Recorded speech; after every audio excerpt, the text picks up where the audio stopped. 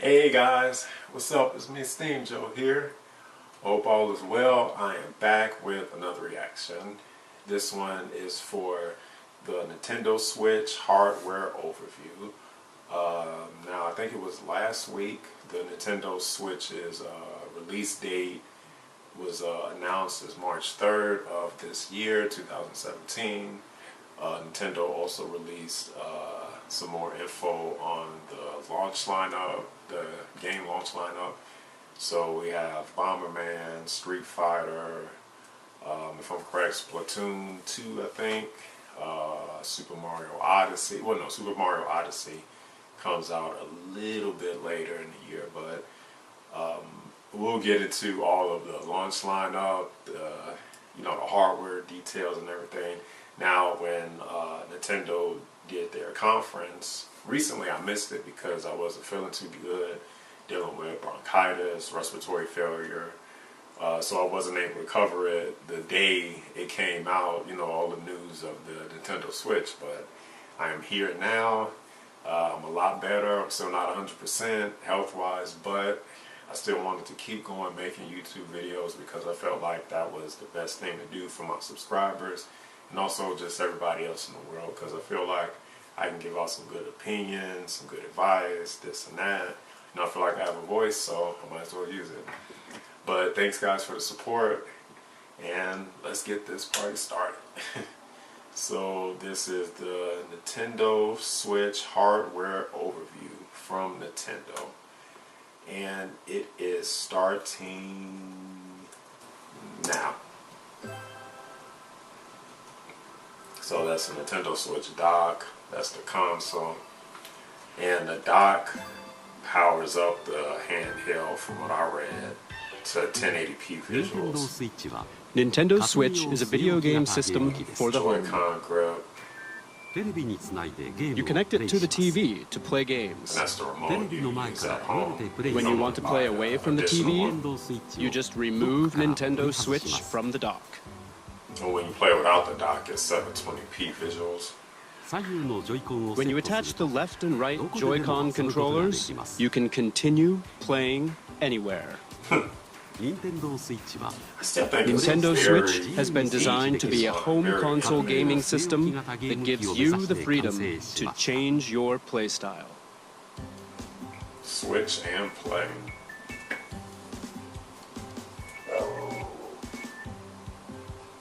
Okay, did it freeze? Oh.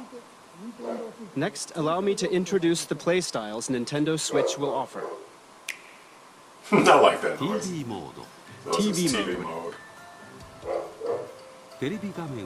Play games on the TV in typical video game style. For the Nintendo Switch. Tabletop mode. Stand the Nintendo Switch console up with its kickstand and play using the Joy-Con. You can now play video games in front of a screen with others, wherever you like, even away from the TV. Handheld mode. Attach the left and right Joy-Con to the system. You can take it with you and play indoors, outdoors, or anywhere you like. It's portable. What do you think of handing a Joy-Con to a friend or family member and sharing the joy right then and there? I have issues with the Joy-Cons. I'll get into it after the video. Battery life will vary by game, but it will range from 2.5 hours to 6.5 hours. That's kind of a weird range, from 2 to 6. And you will be able to play while charging the system using the included AC adapter and USB certified portable batteries. Oh, so you can play and charge. The screen uses a capacitive touch panel. You can connect over Wi-Fi for multiplayer battles. It would have been cool if I had an Ethernet port. And up to 8 Nintendo Switch systems can be connected for local wireless multiplayer gaming. That's a good amount, 8. Switch and play. So that was the Nintendo Switch hardware overview. Now what they didn't say in that video was when you connect the handheld to the docking station, it actually makes the handheld more faster, and you get better visuals. If I'm correct, it goes up to 1080p. Without the dock, is 720p. Now with the Joy-Cons, my only concern is because you lose buttons when two people use the Joy-Con set.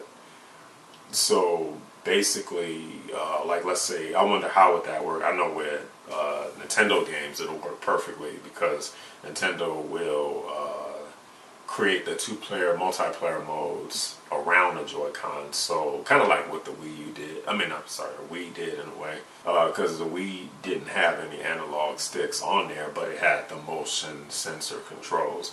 And it was missing a few buttons, but basically Nintendo was able to wrap multiplayer gaming, local multiplayer gaming, around the issue of the remote not having enough buttons, the Wii remote.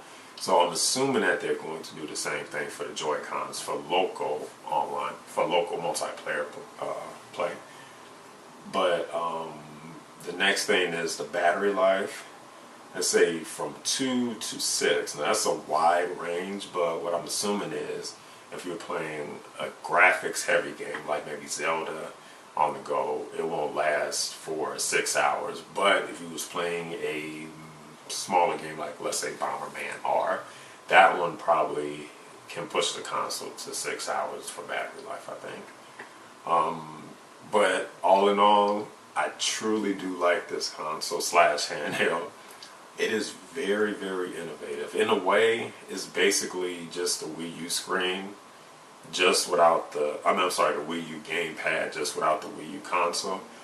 But with the horsepower this thing has, it's not as strong as the PS4 and the Xbox One, Xbox One S, PS4 Pro, but it is stronger than the PS3 and Xbox 360. So, and plus Nintendo really doesn't need power per se because they create their games around innovation and uniqueness. Now the concern is going to be when third parties want to push the console, how far can they push it? 1, 2, how easily can they port PS4 and Xbox One games to the Nintendo Switch, basically problem free. So we'll see. It is very intriguing, the console, and I'm glad Nintendo is back in the business, look like. And also the handheld slash console is going to retail for $299. So I mean, it's not a bad price because you're paying for portability and also the fact that it's a screen on there, a touch screen, 6 inches. So we'll have to see, but the games line up, especially the launch lineup, how that goes. But thanks guys for watching my reaction of Nintendo Switch hardware overview. Please stay tuned because I will be doing the reaction to the games lineup for the Nintendo Switch. Thanks for watching, and as always, steamjoe out.